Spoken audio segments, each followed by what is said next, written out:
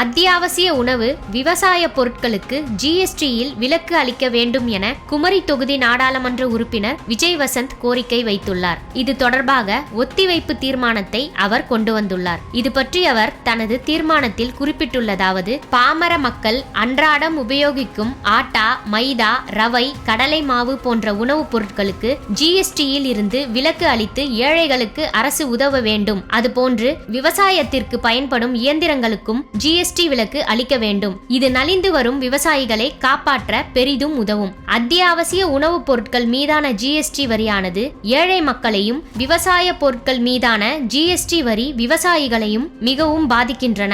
மேலும் மத்திய அரசு விவசாயிகளுக்கும் விவசாயத்திற்கும் உதவும் வண்ணமாக கூடுதல் நிதியை ஒதுக்க வேண்டும். கிசான் சம்மான் நிதி திட்டம், நீர்ப்பாசன திட்டங்கள் மற்றும் விவசாய ஆராய்ச்சிக்கு அதிகமான நிதியை மத்திய அரசு ஒதுக்க வேண்டும் என குறிப்பிட்டுள்ளார்.